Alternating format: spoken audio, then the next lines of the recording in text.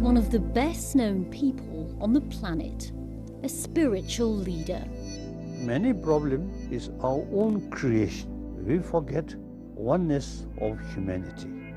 A Nobel Prize winner who's won the support of politicians the world over. But the Dalai Lama has long been a thorn in China's side. Nobody say Dalai Lama of China. Everywhere say Dalai Lama of Tibet. After China sent troops into Tibet, he fled to India. Ever since, he's lived in the shadows of the Himalayas, close to the town of Dharamshala in Himachal Pradesh. As the Dalai Lama approaches his 84th birthday, has he given up all hope of returning home? And is China's influence overshadowing his own? Thank you very much for joining us here on BBC News. Everybody looks to you for guidance and answers. So what's the secret to a long life? You're about to turn 84. I have peace of mind. Peace of mind. That really makes differences. And also, you say, health. And then I think the realistic attitude is also very important. The things, like you see, this body, some sort of illness, just part of the nature. No use complain. So similarly, in the society, some problems, no use to complain, except that reality, no problem. In the past, the Chinese government haven't been very kind about you. They've called you a demon. If they use language like that, is there any hope that a meeting could ever be constructive? Yes, one Chinese official described me as a demon. So then when I first heard that, my response is, yes, I'm demon with horn. This is nothing. For me, nothing. Actually, I feel pity, their ignorance, and their political sort of thinking, very narrow-minded. Have you given up the hope of returning? No. Tibetan people very much sort of trusted me. So they are very, very eager. So how would that happen, Your Holiness? Now, China is changing. Now, last few years, I have some contact, some Chinese, even some officials. So you have had contact in the last few years with Chinese officials? Entirely, privately. Number of Chinese retired officials and some scholars, you see, who have some connection with the Chinese government. Has President Xi ever asked you for a meeting? Not yet. There have been occasions where world leaders have met you and then China's got angry. For example, when David Cameron met you, and it led to bad relations between the UK and China. Do you think China's growing influence is having an impact on your own influence and the cause of Tibet? I don't care. No. I think the Chinese seems themselves to see changing their attitude. You once said that you would be interested in meeting President Trump. Has he ever asked you for a meeting? No. No? No. Isn't that surprising, given that so many US presidents used to jump at the chance to meet you? I know you're friends with George W. Bush, you've met Barack Obama, you've met other presidents. Has Donald Trump snubbed you? Frankly speaking, you see, his emotion also a little bit too complicated. What do you mean by that? What do you think of him in office? One day he says something, another day he says something, but I think lack of moral principle. When he became president, he expressed America first. That is wrong. America, you see, should take the global responsibility. And then the climate condition, environment issue, very important. He withdrew from Paris Accord. I think that's wrong. America, industrialized nation, should think seriously about protection of environment. And then I think now the Mexican, when I saw picture some of these young children, very sad.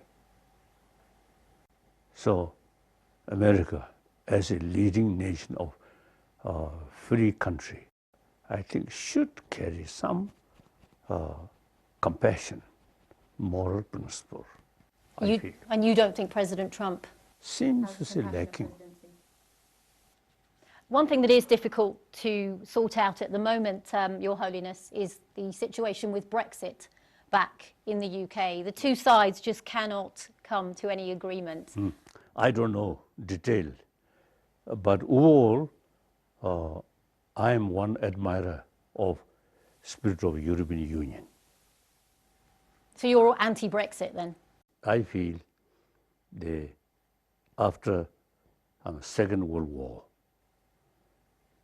is it the key sort of the state, France and Germany, First World War, arch enemy, Second World War, arch enemy.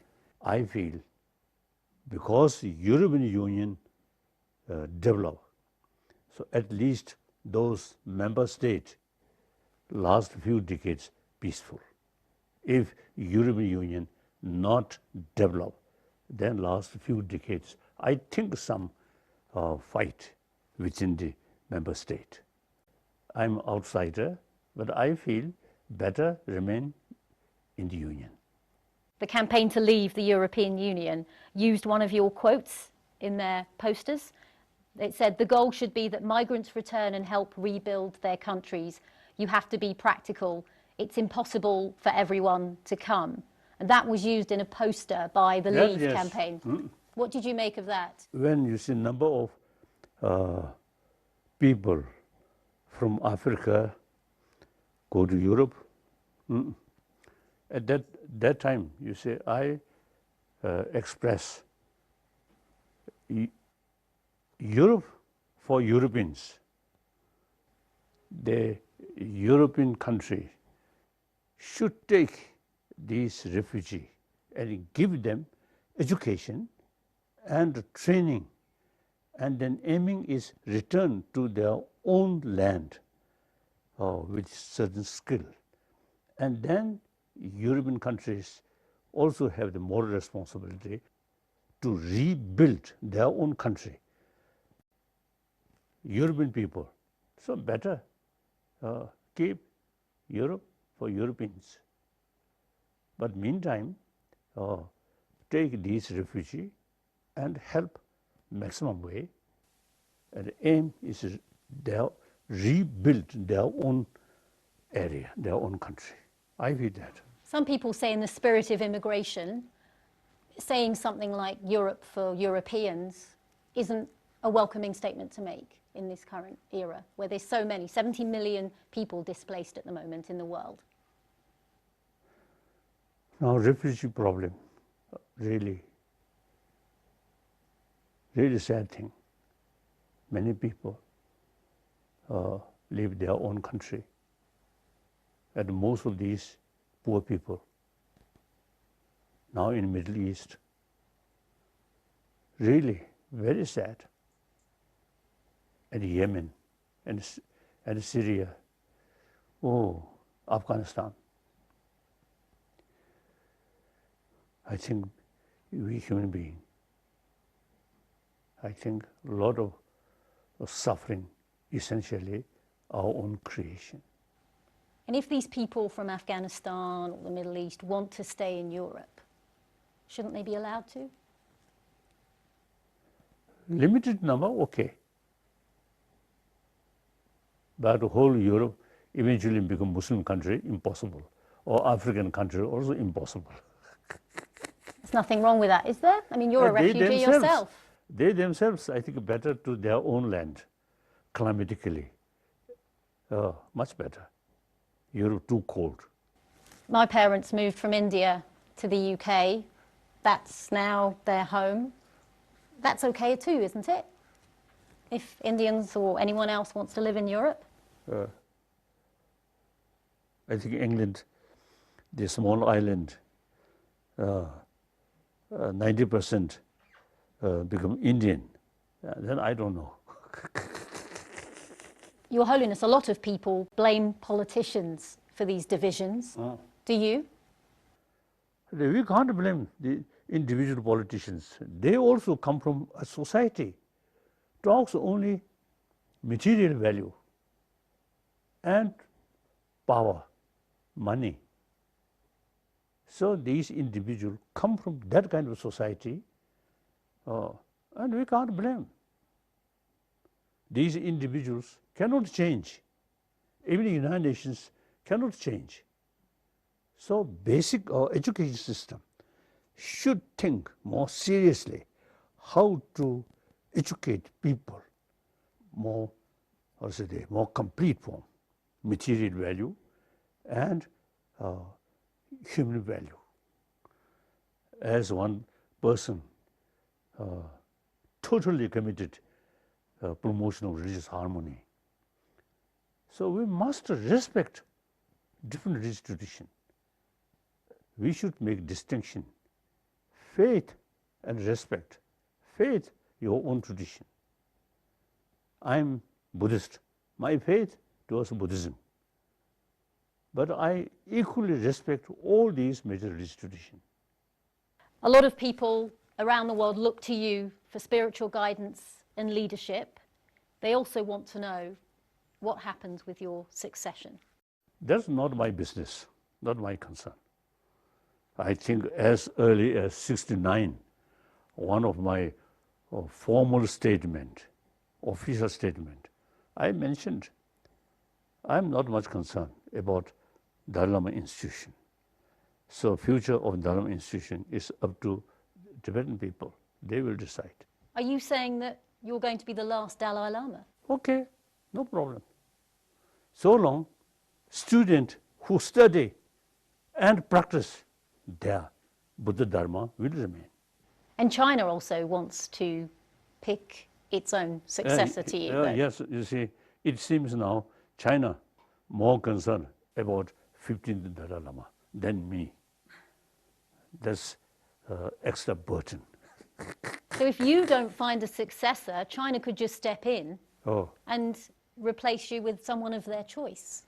I mean, wouldn't that concern you? I think nobody say Dalai Lama of China.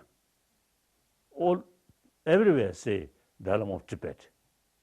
You once said that you would be open to a female successor. That's also possible. You also told one of my colleagues that that female must be attractive, otherwise it's not much use. Okay, yes. Can you see why that comment upset a lot of women? That is one time.